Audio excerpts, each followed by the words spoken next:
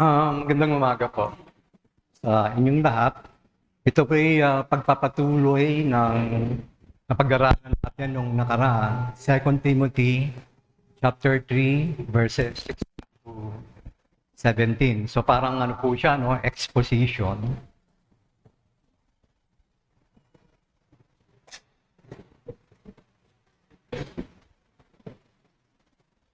Okay.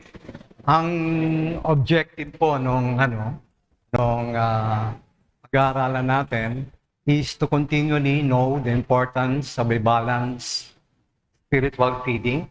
No? Pinaliwanag po natin kung ano ibig sabihin ng balanse and the practical usefulness of Scripture in every area of our daily life resulting to obeying God's will. So makikita niyo po yung objective, hinati natin sa dalawang parte. No?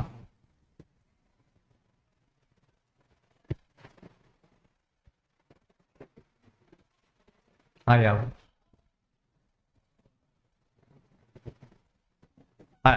So ito po yung 2 Timothy 3:16, 17. So dalawang verse po. All scripture is breathed out by God. Okay? So yung pong all scripture is breathed out by God, yung po yung tinalakay natin nung part 1. So in-expand po natin yung part 1. Tapos yung pangalawa, and profitable for teaching, for teaching, for reproof, for correction, for training in righteousness, that the man of God may be kumpleto siya, equipped, and for every good work. So yung titingnan natin ngayon. Okay? May logic po yan. Kasi kaya ako hinati, hindi natin ma-appreciate yung profitable kung hindi malinaw yung all scripture is breathed out by God. Huh? So doon tayo nang galing.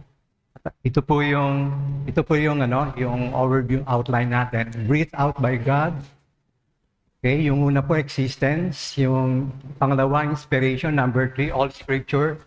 Tapos pinag-usapan po natin yung whole counsel of God.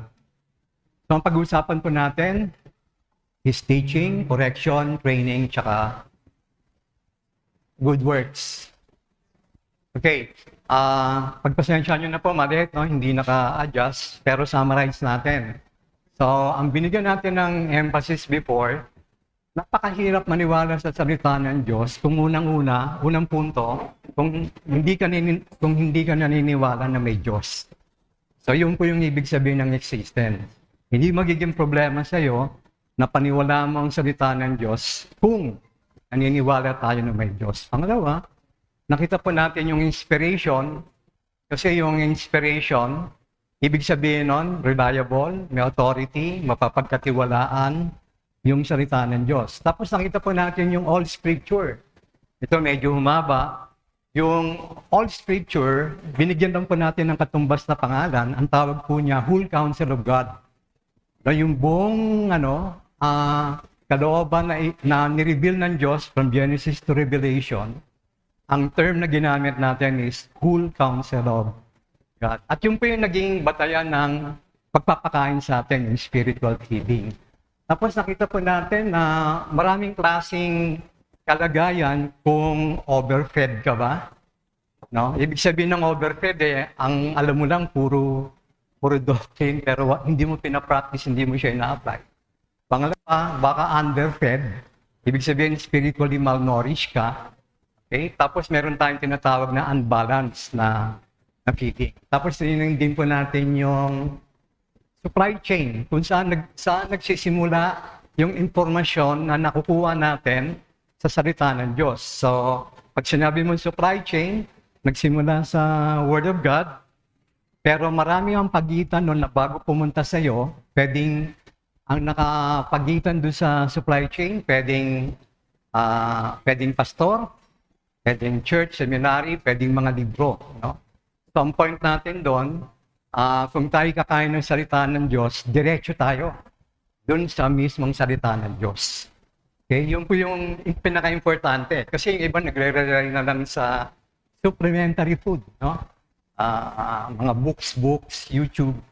Pero ang importante po talaga, tayo mismo ang nagpapakain sa sarili natin. Tapos nakita din po natin na ang kalagayan pala natin doon sa supply chain, hindi lang tayo pinapakain ng iba, nagpapakain din tayo ng iba.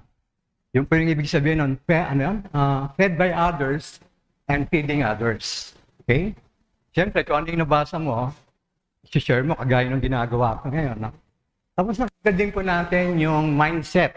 Kasi kung magpapakain ka ng iba, parang ang concept pagkain, prepare mo. So nakita po natin tatlo yung mindset. No? Pwedeng restaurant, mindset, pwedeng fast food mindset, o kaya pwedeng tinatawag nating yung personal devotion natin. Tapos nakita po natin na during preparation, pwedeng maging lousy o pwedeng maging dull yung pinipresent natin. No? At panghuli, makikita natin na very important yung discipline sa paghahanda po ng salita ng Diyos. Yung po yung buong diwa nung napag-usapan natin nung part 1. Okay. So, ang sabi po dun sa 16-17, profitable, teaching, reproof, training, good work. So, dito po iikot yung ano natin, yung talakayan natin. Huh? So, pag sinabi po nating profitable, ang visualization na ginamit ko po yung Swiss knife. Sino na nakagamit ng Swiss knife? Kasi ang Swiss knife po, hindi lang siya kutsilyo. May gunting, may lagari, lahat pwede mong gamitin. So, ibig sabihin, profitable or useful. Ang salita po ng Diyos, kung ihahambing mo, parang ganon. Very profitable siya sa lahat ng bagay. Okay, bakit siya useful? Kasi nag-e-exist ang Diyos, kasi inspired ang Scripture, at ang Scripture na tinatawag nating whole counsel of God, kumpleto. Kaya profitable siya. Okay? Gusto ko pong tingnan ito, very important po ito, process flow, sequence ng 2 Timothy 3:16-17. Ano yung logical na pagkakasunod? Di ba po ang process flow, bago ka gumawa ng isang bagay, unahin mo muna to. O kunyari, kung magsasaing ka, siyempre, ang unang gagawin mo, may bigas ka. Pangalawa, ugasan mo yung bigas. Pangatlo, may kalan ka dapat. Tapos ilalagay mo sa kaldero hanggang maging kanin. Ang tawag mo itong process. No? Pero ang 2 Timothy 3:16, parang process ang perspective. Sa unang-una may all scripture. So yun po yung unang batayan natin. No? Pangalawa, pag nalaman mo yung all scripture ay reliable, inspired ng Diyos, pangalawa, saan ko siya gagamitin? So yung susunod ng step, usefulness. Pagkatapos, anong specific na gamit? Teaching. Tapos susunod, reproof or correction. Tapos susunod, training in righteousness. Tapos ang magiging bunga lahat ng step na yon, sa huli, to be complete and equipped for every good work. No, ganun po yung concept. So, kung tingnan po natin, ganito po ang argument. Hindi ka pwedeng ma-equip you cannot equip and complete on good works without sa training. Di ba? Dapat i-train ka muna para yung good ay acceptable sa Diyos. Pangalawa, action and siyempre ng kung ano yung kinorek kayo, no? Pangatlo, we cannot correct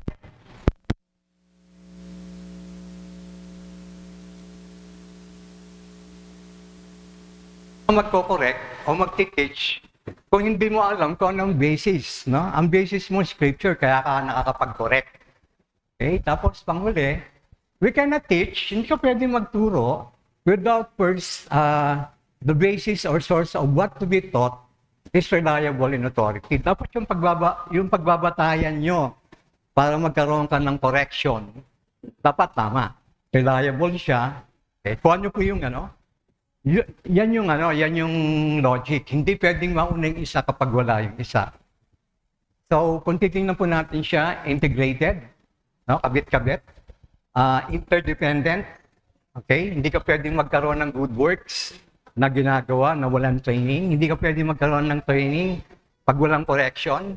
Hindi ka magkakaroon ng correction kapag walang teaching. At hindi ka magkakaroon ng teaching kung hindi mo alam kung ano yung pinagbabatayan o source ng pagkokorek mo. Teaching. So ito po yung unang bibigyan natin ng DN.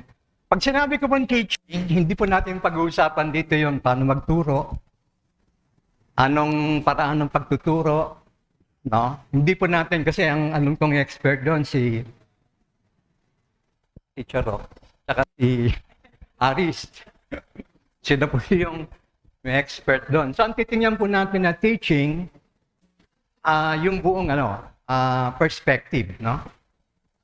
Okay.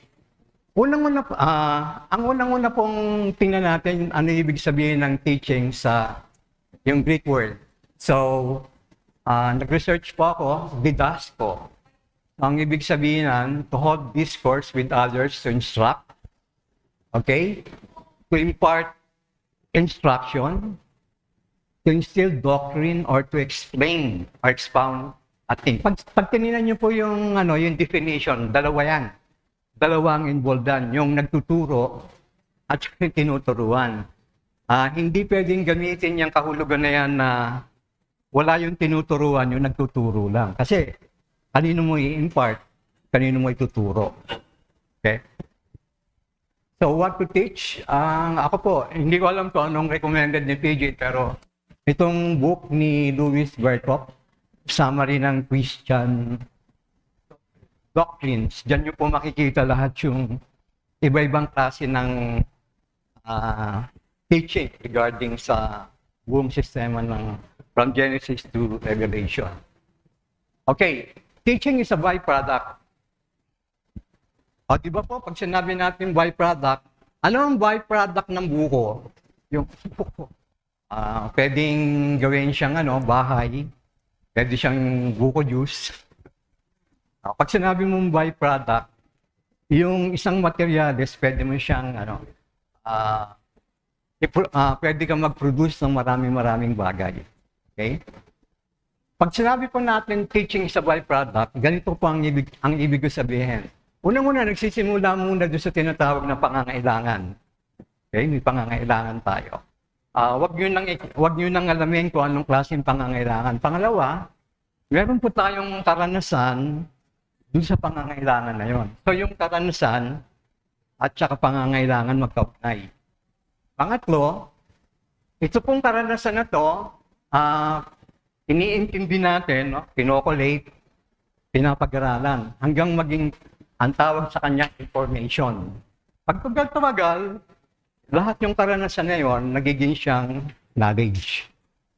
Okay? Pag naging knowledge po siya, okay, na-establish siya, ang susunod po, kukuha ka ng wisdom dun sa knowledge na yon, at dun palang papasok yung teaching. So, yun yung pong ibig sabihin ng byproduct. Hindi ka nagtuturo ka agad kung hindi mo alam kung ano yung subject matter mo at saan siya nanggaling, saan siya nagmula. Okay? So, ito po yung teaching. So, ibig sabihin, bago ka mag-teach, hindi pwedeng bangko ang isip mo. Meron kang pinaniniwalaan ng isang bagay na yun ang itinuturo natin.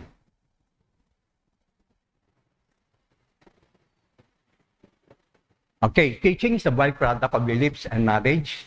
Naniniwala po ba kayo dyan? Na ang pagtuturo daw ay nakakabit kung ano yung pinaniniwalaan mo at saka ano yung alam mong kaalaman. Okay? Ang content ng teaching, sabi ko nga kanina, hindi siya nag-exist, hindi sumulpot na bigla yan. May hugot at pinanggalingan yan. Ito pong tinatawag natin yung byproduct, tinatawag po nila sa philosophy or sa education as theory and doctrine. So, yung teaching education, ang whole direction nila ng kanilang pagtuturo, loob o labas man ang simbahan, ang tawag po nila theory and doctrine. Okay? Okay, ito po yung realidad. Ang teaching education sa modern times is more oriented on career development and earning money. Tama ba? Kaya ka nag-aaral dahil kasi gusto mo magkaroon ng career at saka kumita ka. Okay? Yun ang realidad.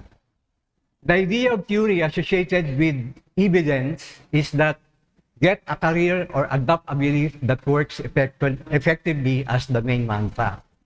So, ibig sabihin, kaya mas mabenta ang theory na nagiging batayan ng education natin. Kasi, ang sabi ng theory, kapag may pinaniniwalaan ka, dapat yung pinaniniwalaan mo effective.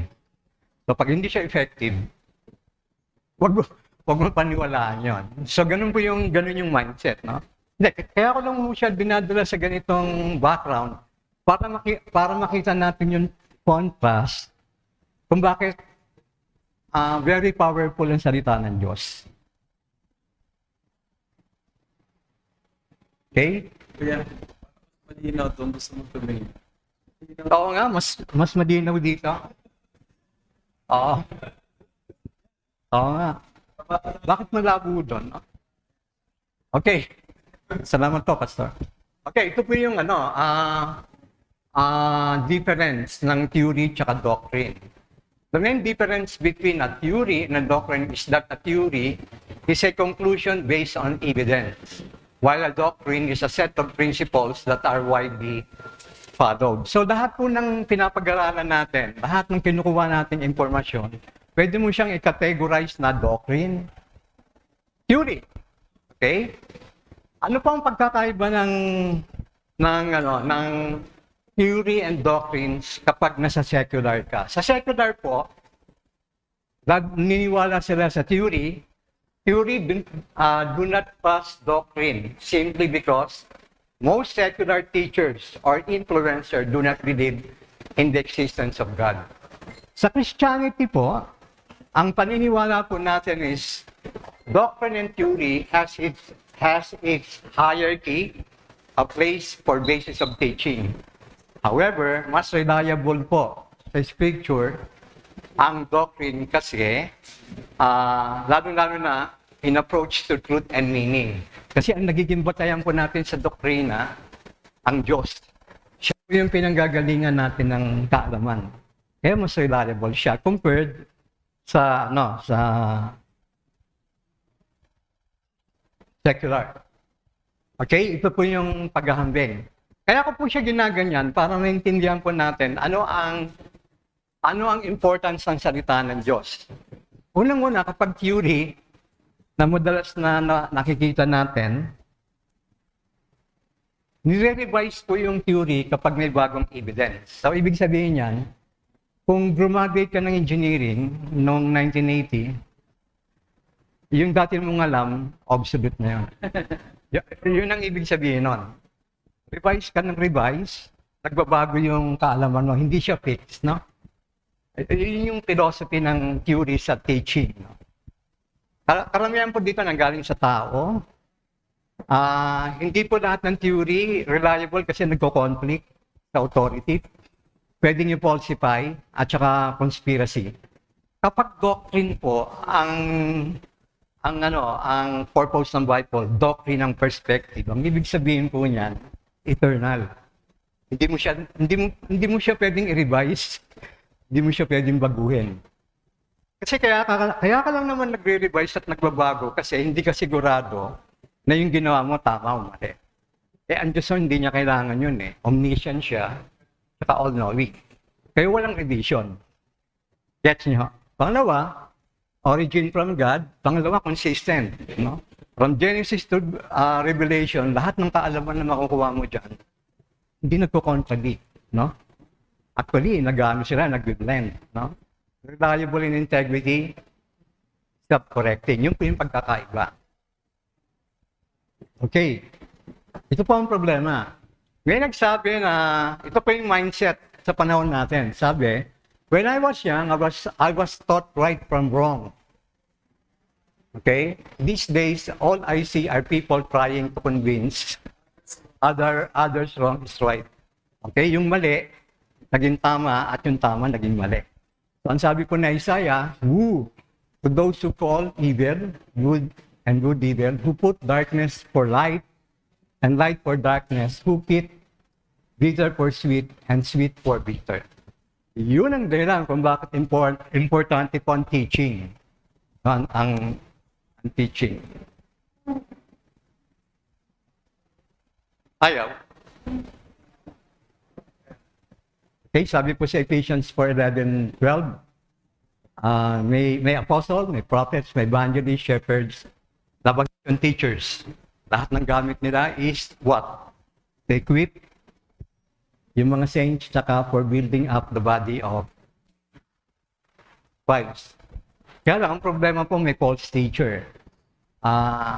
Itong simbahan na to, alam na alam yung salitang false teaching. Kasi basically, pag sinabi mo false teachers, lalo na sa ganitong Reformed Church, madali siyang maintindihan. Kasi anything na itinuturo against the teachings of the Word of God, false teacher ka.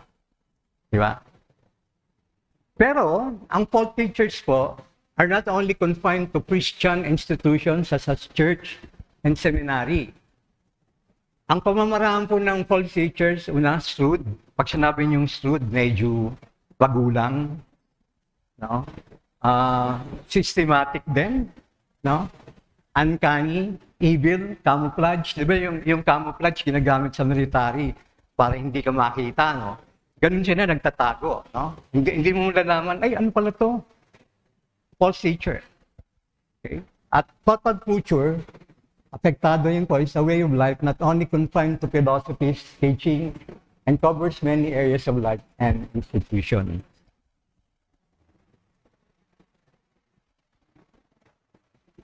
Ginaganon ko po, no? Inahabol ko po yan time. Sabi po nung nag-aaral ako ng homiletics noon, tsaka yung teaching, ang mas kisa po sa secular, kapag nagpe-present ka daw, KISS, K-I-S, keep it simple and short.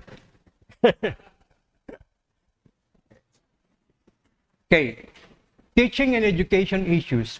When does a person becomes well-educated? Okay, nasusukat po ang education ng isang tao doon sa dami na napag-aralan niya.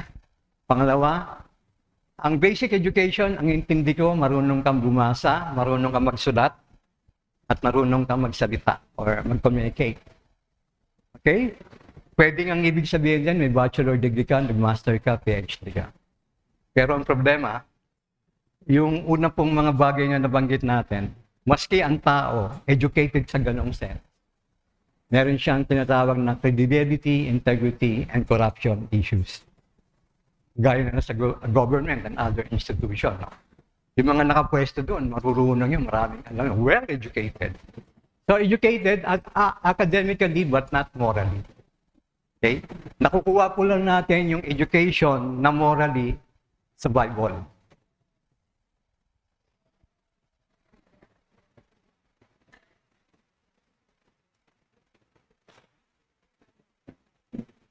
Katalo na po ako.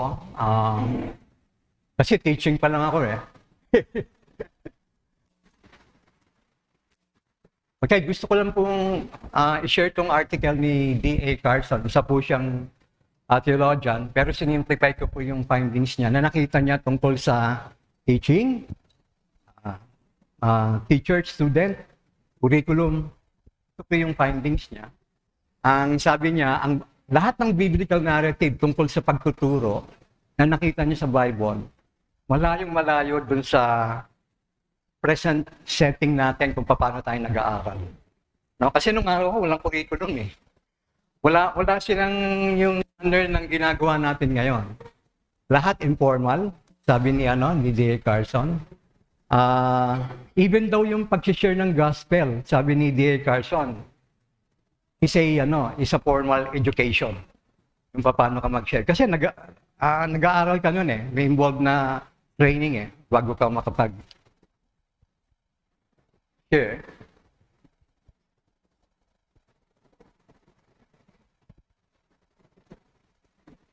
So ang sabi niya po, karamihan ng education na naobserbahan niya It's all about sumisentro tungkol sa Diyos at sa kanyang glory. Tapos ang sabi niya po rito, yung nakapula po, yan po yung paraphrasing ko. Parang sinasabi ni Carson, hindi siya pwedeng, parang hindi siya tipong curricular mentality, no? Para bang pag natututo ka sa Diyos, inilalagay ka parati sa isang sitwasyon na kailangan mo talagang maintindihan kung sino siya. Nakakabit siya parati dun sa karakter niya, na kung ano yung hinahayag ko, dun sa sitwasyon na pinagdadaanan. Experience. Tapos sabi niya po, very rich daw ang Bible. Kasi nakita natin sa whole counsel of God, ang dami niya pong coverage ng topic. At nakikita natin, a responsible strategy of education, sabi niya, must be shaped by the place where God has placed you. So, ibig sabihin, kung saan kayo nilalagay ng Diyos, maski hindi ka na sa loob ng simbahan, o hindi ka na sa loob ng isang paaralan, o isang institusyon, pwede kang turuan ng Diyos. Pwede tayong matuto. Yun po yung sinasabi niya. Okay? Ano po ang intention ng teaching? Balik tayo sa basic. Sabi po sa Exodus 13:20, pinaraphrase ko lang po, nilabas ko. Ang teaching is para turuan tayo paano mamuhay, no, ng maayos, no, maging halimbawa tayo. Yun po yung intention ng teaching. Romans 15:4, para malaman natin na meron tayong pag-asa na hindi po nakikita sa theory o sa secular way ng pag-aaral. Tapos nakikita natin sa Romans 12:7 na lahat tayo pwedeng, na ang teaching pala service, no? Pwede tayo mag-serve sa Panginoon sa pamamagitan ng pagtuturo. Romans 2:21, yan nga, teaching by example. 1 Timothy 6:3 and 4, pinapakita po dyan yung sinabihan si Timothy, ingat sinabihan na kita, maraming false teaching. So, binibigyan ka ng warning. Okay? Acts 5:42, ang sabi doon, and every day in the temple, and from house to house, they did not cease in teaching. So, ang perspective na ito, makikita natin ang teaching dapat tuloy-tuloy. Hindi siya humihinto. No? And Psalms 143:10, ang sabi doon, teach me to do your will. So, sa teaching, dapat may desire ka. No? May desire ka na turuan ka kung paano gagawin ang kalooban ng Diyos. Makikita nyo kalat-kalat yung verses, no? Kasi po, kaya siya kalat-kalat kasi iba-ibang perspective. No? Iba-ibang approach ng Diyos kung paano tayo matututo. Okay, tapos na tayo sa teaching. So, nakita po natin ang teaching is a byproduct. Hindi po siya basta lumilitaw na may tuturo ka lang. Mahalaga na klaro sa atin kung ano yung ituturo mo at saan nanggagaling. Yun po yung sinasabi ng before. Correction niya. Bakit may correction na kailangan? Nagtiteach ka naman. Kumuha po ako ng mga verses tungkol sa pag-check. Ang tawag ko po dyan, quality control. Naalala nyo yung sa manufacturing, no? Reject, accept. Ay, bibigay pa natin sa kliyente, hindi, reject mo yun, baka magreklamo yung customer Sa scripture, may tinatawag na quality control. Ano yung quality control niya? Sabi niya, 2 Corinthians 10, sabi doon, we demolish arguments and every pretension. No, na against the knowledge of God, we take captive every thought. So, ibig sabihin, lahat ng iniisip mo na lumalabag sa Diyos, demolish mo yon. Di ba? Teaching niya. Huwag mong hayaan na i-entertain mo hanggang maging part na ng pagkatao mo. Pangalawa, 1 Corinthians 4:1. Huwag kang basta naniniwala. Do not believe every spirit, but test the spirit to see whether they are from God or from God. For many false prophets have gone out into the world. Okay, isa pa.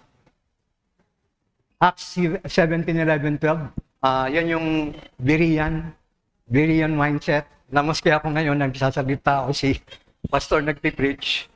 Tama ba yung sinasabi nila? Check ko nga. Ano ba yung sinasabi sa scripture? Okay? Nagiging part kami ng supply chain. So habang lumalayo ka sa salita ng Diyos, maraming nagbibigay sa'yo ng informasyon ang dapat na ginagawa natin, revalidate it. sa Bible, kung yun nga yun. Okay, ang Greek word po sa correction is correcting. Pumasok yung word na reformation, improvement, restoration to an upright, or improvement of life or character. Okay, yan po yun. Greek word ng correction. Ang correction po, para siya siyang isang strainer or thermometer. Pag kumuha kayo ng strainer, ano ang gamit ng strainer? Di ba pag may nilalagay kayo, sinasala nyo, at yung lumalabas doon, yun yung gusto nyo gamitin. Ang Word of God, o ang Scripture, para po siyang strainer. No? Pag maraming informasyon na pumapasok sa atin, sinasala niya. Okay, dapat ganun ang attitude natin, hindi lahat ini-entertain mo, pinaniniwalaan mo. Pangalawa, para rin siyang thermometer. Paano mo nalaman na may sakit ka o wala? No? Pare, mainit ako. Sabi ng isa, bakit nilalagnat ka? Tapos gumamit siya ng thermometer na validate na hindi pala siya nilalagnat. Ang concept po ng strainer at saka thermometer, parang ganun po yung idea ng Word of God. No? Kino-correct niya lahat ng bagay. Okay, defending the truth through doctrines is a process ng teaching. Ang teaching and education of God's truth is more spiritual and apologetical in nature. Ibig sabihin po ng apologetics, kinukutya ako, may mga tanong sa akin na mga bobo daw ang mananampalataya, walang alam, hindi nila alam yung pinaniniwalaan nila. Kinukutya yung mga doktrina. Siyempre, ikaw hindi ka pwedeng tumahimik. Kailangan i-defend mo. Yung pag-defend mo, ang tawag po doon, apologetics. No? Sumasagot tayo, dinedepensahan po natin kung ano yung tama.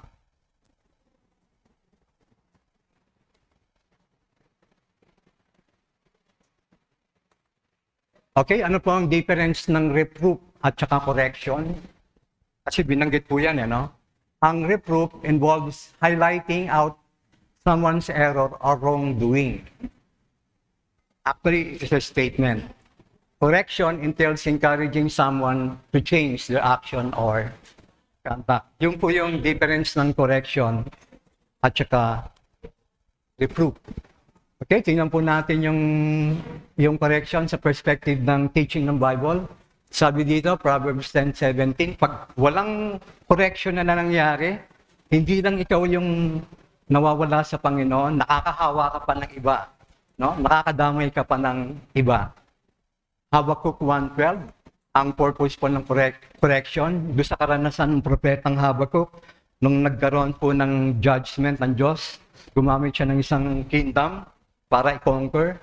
So, ang tingin po ni Habakkuk doon, it's a discipline and judgment for Israel. Okay? Proverbs 12:1, ang sabi po doon, whoever loves discipline, loves knowledge, but he who hates reproof is stupid. Okay? Pag hindi ka kumatanggap ng correction, stupid ka. For the Lord reproves him whom he loves, Proverbs 3:12. Okay, pag kino-correct, dahil ibig sabihin, mahal tayo ng Diyos. Okay, reigning in righteousness. So, teaching. No? Alam natin kung saan nanggagaling yung teaching kasi ang scripture inspired. Teaching, dun tayo kumukuha. Tapos, pag may nakita tayong mali, ko-correct natin kasi dun binabatayan natin ang pagtuturo, dun tayo nagbabatay na yung pagtuturo ng galing sa salita ng Diyos. Okay, bakit may training? Kasi pag kino-correct ka, hindi mo kagad nako-correct ng maayos yung buhay mo sa harapan ng Panginoon. So, training. Nalala ko yung prayer meeting ni Josiah na may senior siya. Ang Christian life daw parang marathon na tumatakbo ka. Okay? In the same manner, ganun din po ang training. No? Para tayong lahat sports. No? Lahat tayo athlete. No? So kapag athlete ka, dapat meron kang control sa sarili, meron kang tinatawag na discipline. Okay, sabi po ni Paul kay Timothy, for physical training is of some value, but godliness has value for all things. Ang sinasabi po ni Paul, kung bibigyan mo ng halaga o implikasyon, ang godliness, yan, long term, eternal. Samantalang ang physical, nakikita niyo yung mga nagba-bodybuilding, pag hindi mo tumuloy yun, yun? Ang sagwa ng katawan, payat na payat. Parang gano'n. Okay, ito po yung sample ng ng training ko sa Christian life. Yan po yung kung paano ko po siya isinasalarawan yung training para sa akin. So makikita niyo po, up, down. So yung nasa baba po, down 1, nadadown ako kapag merong hindi magandang nangyayari. Tapos, tumuloy ang buhay ko, na-down ako ulit. So pinangalanan kong down 2. Pero mapapansin nyo, yung down 1 tsaka down 2, parehas kang bumaba. Pero yung pagkakabaksak nung down 2 sa down 1, malayo. Malaki ang difference niya. So, may nangyari na naman sa buhay mo, tapos sa down ka na naman. Pag kinumpera nyo yung down 1, down 2, down 3, bumabaksak ka nga, pero yung manner ng pagkakabaksak mo, hindi parehas nung una. Ibig sabihin, nati-train ka. Nagkakaroon ka ng maturity. Okay? So, ang training for righteousness, pag sinabing practice, ang suffering, part ng practice yan. Ang testing, temptation, self-denial, prayer daily, reading God's Word. Lahat po yan, part ng curriculum. Pero hindi po natin dati tinitingnan yan sa perspective ng teaching. Tinitingnan lang natin as separate na magkakaibang bagay. Pero pag tingnan nyo sa buo, para pala siyang part ng training. Okay? Okay, training po sa perspective po sa training. Proverbs 22:6, no? Sabi dito, train up a child in the way he should go, even when he is old, he will not depart from it. Ang idea po ng training diyan, yung concept ng establish ka, no? Naka-embed. No? Kumbaga, kung nagpapalaki ka ng anak mo at tinuruan mo siya sa salita ng Diyos, at lumabas ng bahay yan, hindi ka kakaba-kaba. Kasi meron kang certain degree of confidence na yung itunuro mo, susundin niya. Okay? Ganun po yung ibig sabihin ng verse na yan. Hebrews 5:14, sabi po dito, but solid food is for the mature, for those who have their powers of discernment trained by constant practice to distinguish good from evil. Hindi po madaling mag-identify ng tama at mali. No? Ang sabi po dito, dapat constant practice. Alam niyo yung mga nasa bangko, hindi po sila madaling, kung hindi ka nakakaintindi sa bangko, binigyan ka ng pera, paano mo malalaman kung fake o hindi? Tinitrain sila dun sa kung paano mag-distinguish. Okay? 1 Timothy 4:7, have nothing to do with irreverent silly myths rather than yourself for godliness. So dito, ang perspective is, nagtitrain ka on what matters. Saan ka nakafocus? No? Ano yung God's will para sa'yo? Hindi, nagtitrain nga ako, pero hindi ka focus, hindi lang kalooban ng Diyos sa'yo. Okay, uli. Right on time. Pasok ako sa time. So, summarize natin. Profitable ang salita ng Diyos. Kaya ang isang profitability, teaching, no, nagagamit natin sa pagtuturo. Pangalawa, pwede tayo mag-correct. Pangatlo, nagkakaroon tayo ng training. At panghuli, every good work. Okay? Para medyo maging maingat ako dito, chinek ko yung 1618 tungkol sa good works, no? Good works. Ang sabi po dito, highlight ko, devised by men out of blind zeal or upon any pretense of good intention. Ang naging basis ng verse na Isaiah 29:13. Sabi po doon, the Lord said, because these people, ano yun? Draw near with their mouth and honor me with their lips while their hearts are apart from me. And therefore, fear of me is commanded taught by men. So, ibig sabihin, kapag gumawa ka ng good works, hindi mo ma-detect. Good works ba talaga yon? O baka nagpapa-impress. Nagpapabango. Para masabi ng taong bayan, kita ninyo okay ako. Pero ano talagang intention behind do sa ginagawa mo? Yun po yung concept ng 1689. Yung pang ginagawa mo based sa Diyos. Ayon mo sa kalooban ng Diyos. Okay?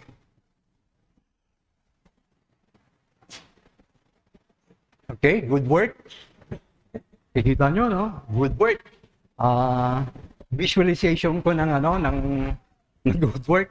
Isang mama na napakaraming alam, no?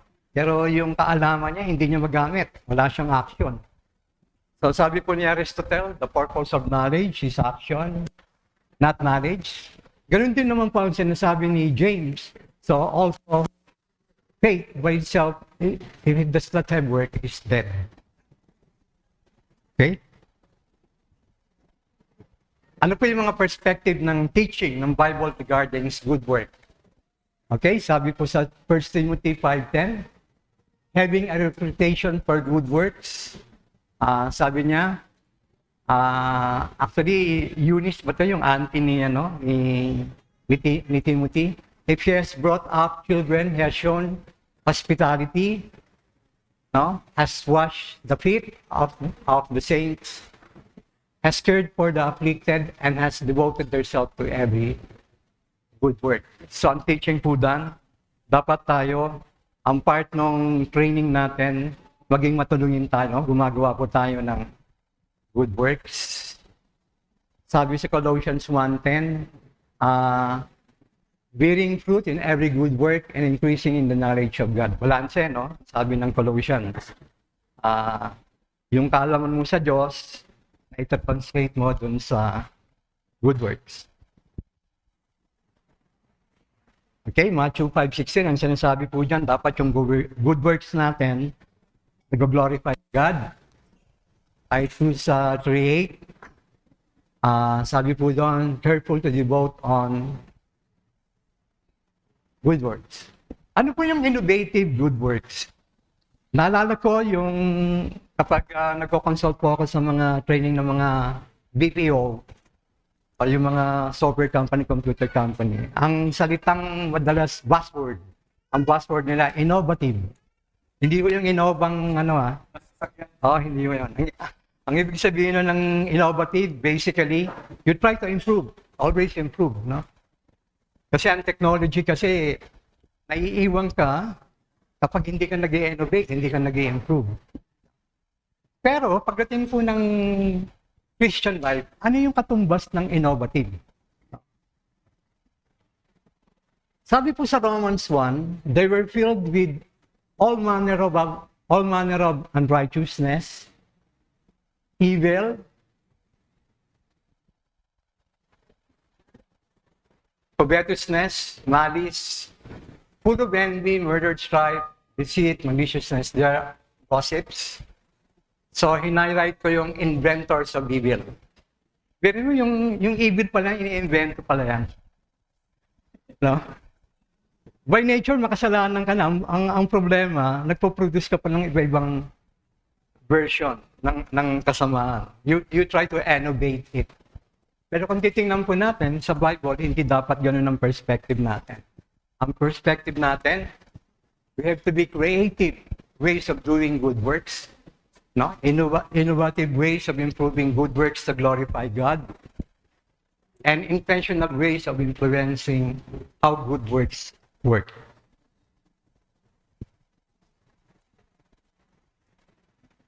Okay, application ng 2 Timothy 3:16-17.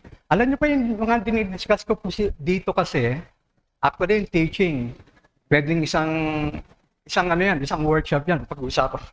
Teaching. Yung correction, isang workshop na yun, pinag-usapan mo. Correction.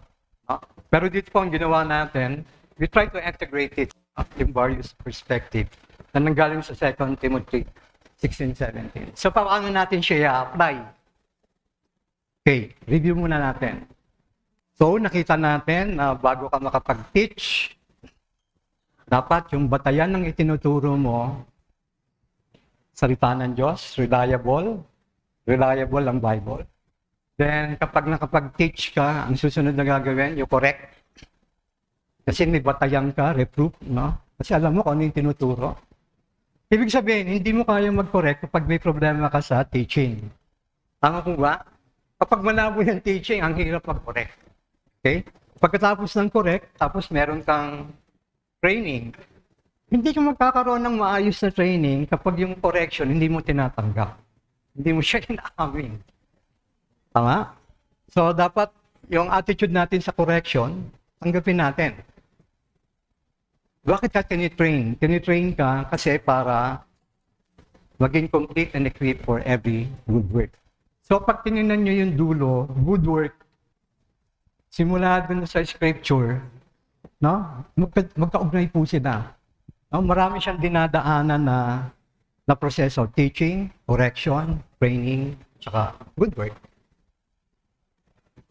Okay, ito po yung sample ng full counsel of God. So, ito po yung application. Halimbawa, nakaayos po yung process, no? Teaching, correction, training in righteousness, and complete and equipped for every good work. Halimbawa, may problema tayo sa pera. Kunyari pera. Okay, anong teaching tungkol ng Diyos sa pera? Okay, kung halimbawa hindi tayo marunong mag-manage ng pera, ano ang correction? Okay? May teaching ang Bible tungkol kung paano tayo mag-manage ng pera.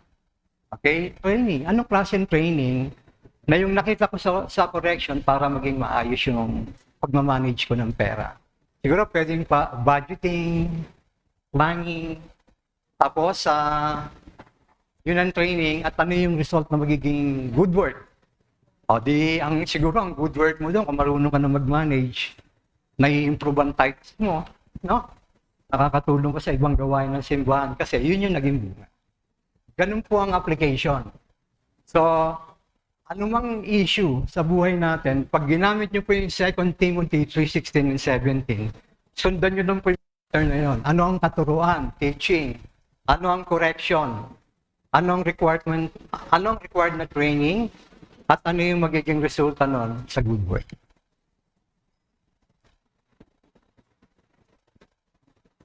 Summary. Yan, Pastor, pasok ako. Summary. So, pag sinamarize po natin, ang usefulness ng Scripture, ulitin po natin, ginagamit siya as teaching, or correction, or reproof, training in righteousness, and good works. Lahat po ito naka-integrate. Meron siyang proseso kung paano siya ginagawa. Question po. Okay, mga kapatid, can we entertain sa 2 questions? Thank you po yung Manny. Very, extensive yung presentation mo ng 2 Timothy chapter 3, verse 16 and 17. Pero baka meron po kayo mga gustong comment or siguro pwede natin sabihin questions about the topic that we discussed. Disagreement. So, parang gusto sabihin din po yung mga nakita niyo yung kanyang sequence. Yung good works must be based on God's word. So, not all good works are based on God's word. So, yun ang gusto sabihin ko yung Manny. So, any questions or clarifications? Alan.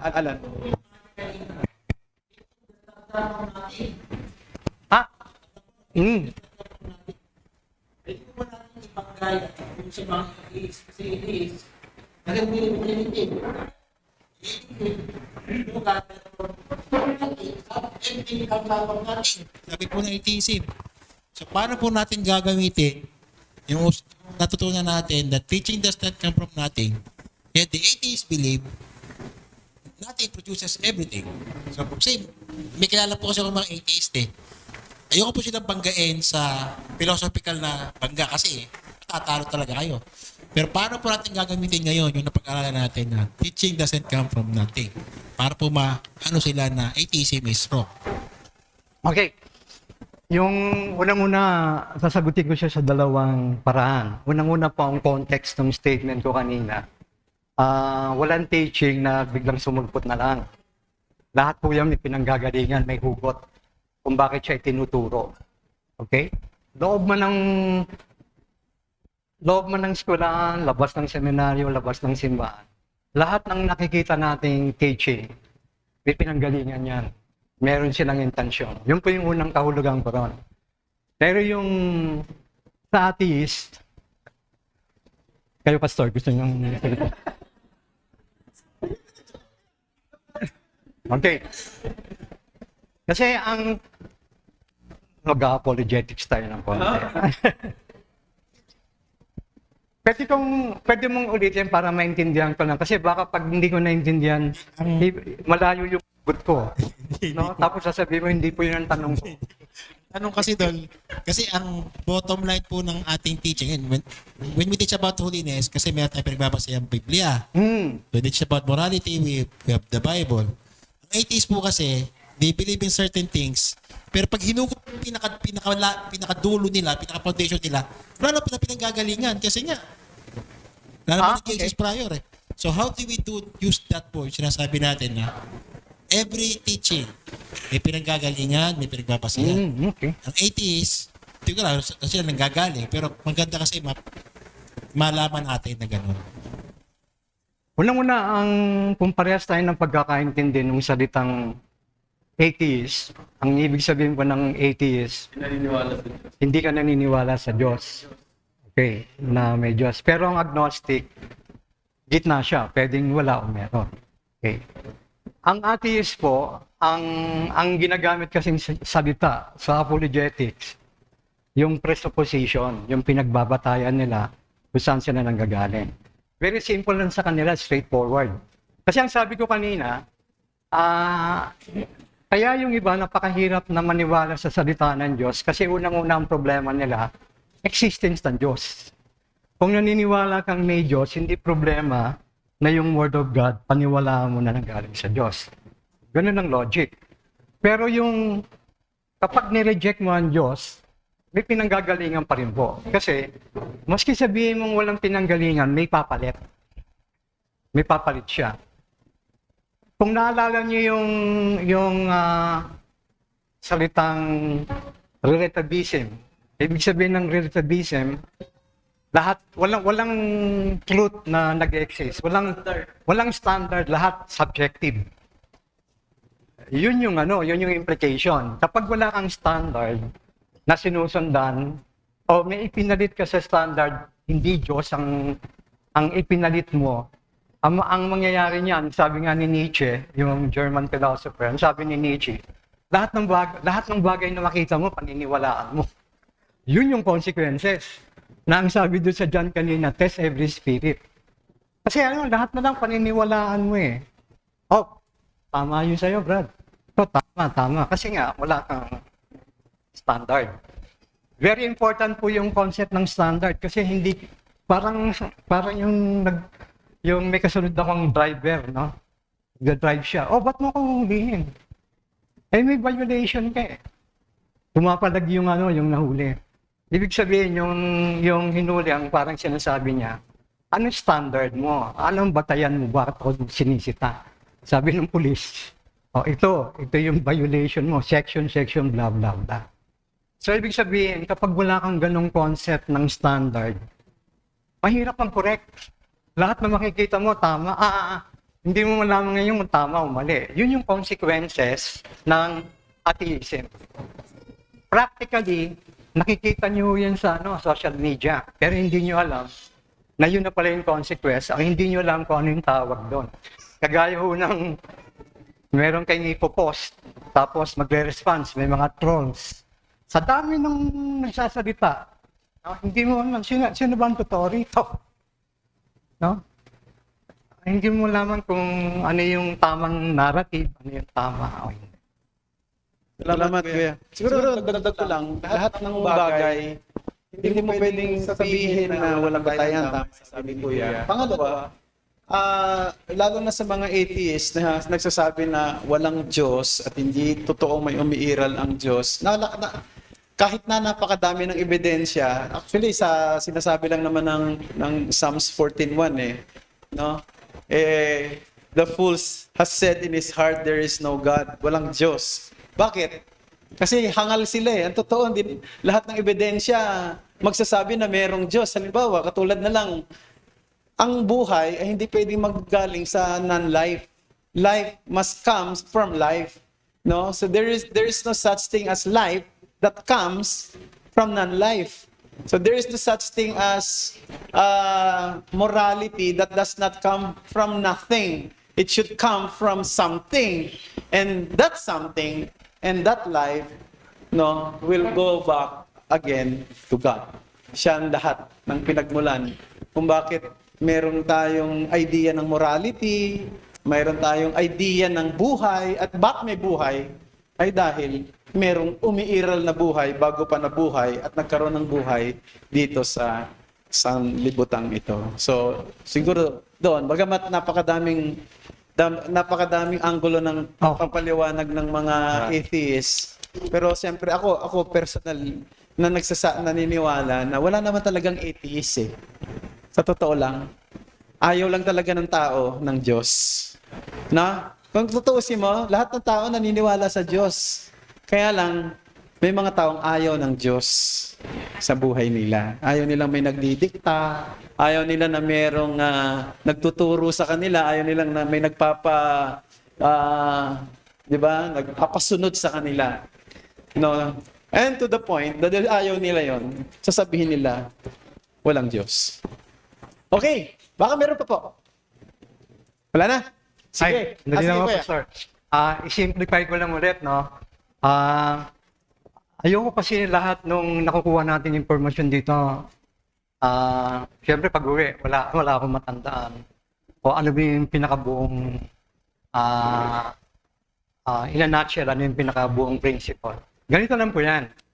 Kapag meron tayong spiritual problem sa buhay, pag ginamit niyo yung 2 Timothy 3:16, 17, ganito po yung mga tanong para maging relevant ang dating sa inyo. Unang-una, kung may problema po tayo, may kakulangan ba ako sa teaching? Ano yung hindi ko alam.